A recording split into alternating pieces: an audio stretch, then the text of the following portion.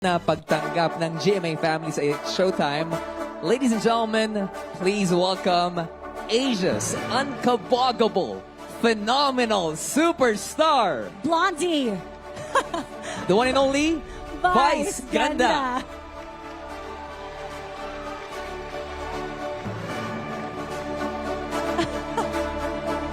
Ay, excuse me lang.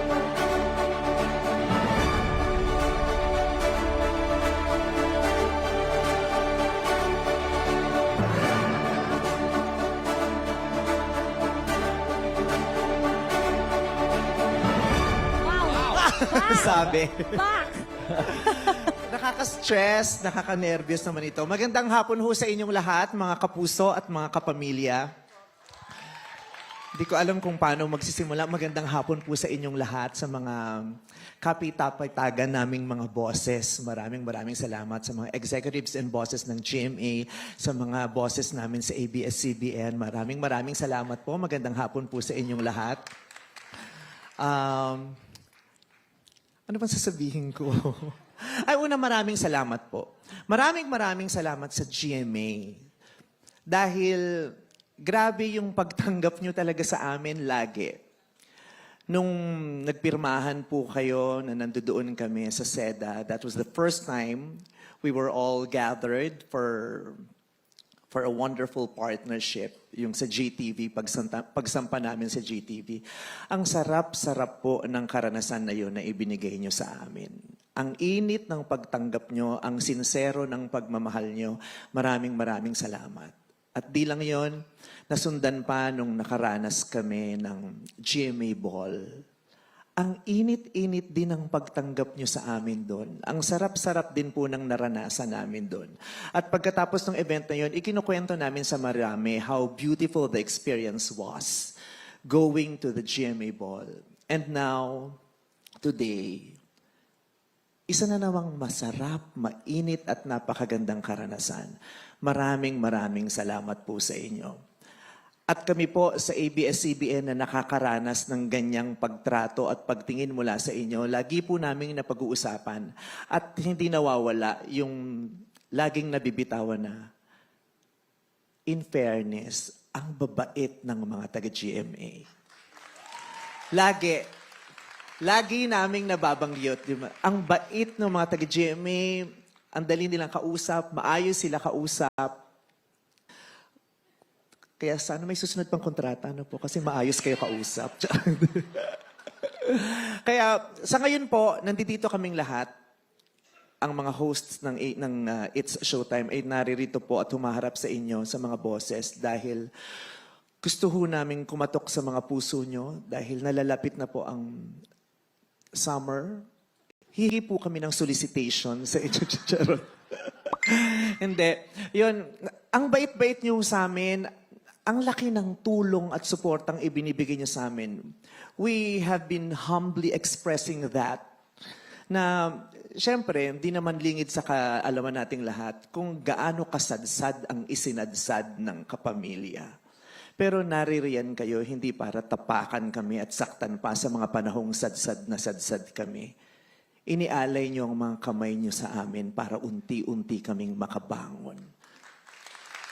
Maraming salamat. Hindi po namin yan makakalimutan, pati na rin ng lahat ng mga kapamilya sa buong mundo. Alam po nila kung ano ang pagmamahal at pagtulong na ibinigay ninyo sa amin. At hindi lang niya kami unti-unting tinutulungang makatayo.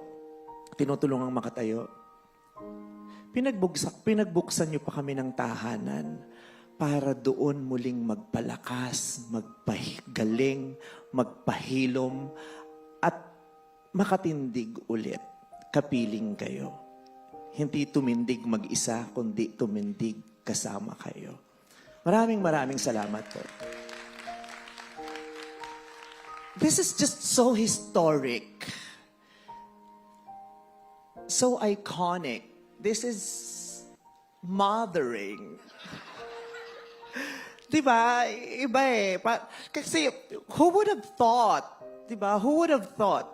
Hindi lang naman siguro ako nakaisip no na who would have thought na mangyayari ito, magsasanib puwersa talaga na magsasama talaga ang ABS at GMA. Kasi nung nasa GTV tayo, parang ano lang yun eh. Parang 1/4, yung ganun, parang, di ba, yung mga sabi, iba, pero yung GMA na, yung It's Showtime nasa GMA na, di ba, parang ganun. Parang nung pinapasok tayo sa GTV, parang, nabuksan yung bakuran. Pero nung GMA na, binuksan na talaga yung pinto. Alikasa, dito tayo sa sala. Diba? Isinama tayo hanggang sa sala. Ang sarap-sarap lang. Wala siguro nakaisip nun kasi yung GMA at saka ABS, para siyang, alam niyo yung manggamit na 220 at 110 na hindi mo pwedeng pagsamahin kasi sasabog siya. Sabi nila, ang pag-ibig daw nagsisimula sa spark. Pero yung pag-ibig nyo ngayon at pagmamahal nyo sa isa't isa, hindi siya spark, sumasabog siya. At ang daming nakakaranas at nakakadama ng pagsabog nito. Diba, hindi mo maiisip yun, magsasama yung 110 at 220 kasi sasabog siya.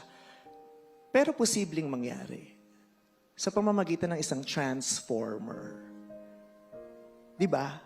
Dahil sa isang transformer, nagkakasundo yung 110 at 220. So, paano nag-connect yung 110 at 220 na GMA at ABS-CBN? Ano ang naging transformer? Hamon. Hamon ang naging transformer kung bakit kayong dalawa ay pinili niyong magsama. This is a transformative event. This is a transformative moment. Hindi ito agad nangyari, pero ngayong nangyayari na ito, this moment has a very strong, a massive transformative purpose. Massive transformative purpose. Kasi sa panahon ito, hindi naman kaila sa ating lahat, ang bigat, ang hirap ng buhay ng mga tahanan ng mga Pilipino. Ang bigat ng buhay ng mga Pilipino. At dahil mas mabigat ang pinagdadaanan ng mga Pilipino, may mas malaking pangangailangan ang bawat pamilya. Bukod sa pangangailangan ng pananalapi, ang daming pangangailangan ng mga pamilya. Pangangailangan sa karagdagang saya, pangangailangan sa tawa, pangangailangan sa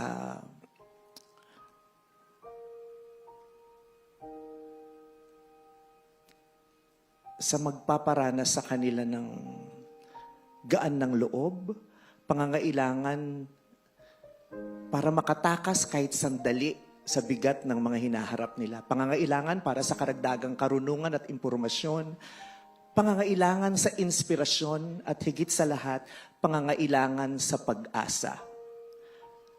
At dahil sa pagsasama niyong dalawa, mas magiging madali iyon na makapagbigay tayo ng karagdagang tawa sa kanila, karagdagang saya, karagdagang impormasyon, karagdagang inspirasyon at pag-asa. Kaya maraming salamat po sa pagpili sa amin. Napakarami niyong pwedeng ibang piliin. Pero sa dulo, pinili niyo kami. Maraming salamat. At ngayon po na pinili niyo kami, halika na. Magsanib puwersa na tayo para mapanalunan at mapagtagumpayan ang mas malalaking hamon.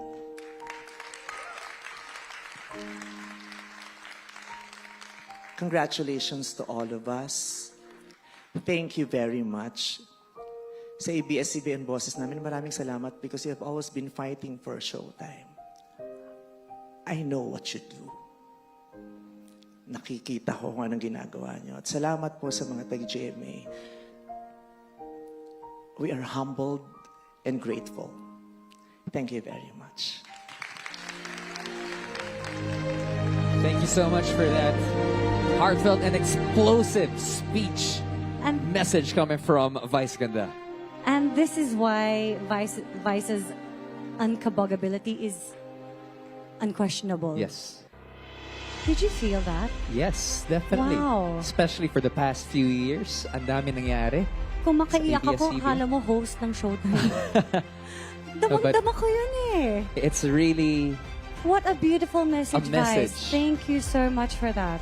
na palagi mong iisipin. And with that, I think With us- that speech, I think Meme Vice, that deserves a toast. So I think we got glasses on your tables together with our bosses. Let's raise our glasses. And immortalize this moment. Yes.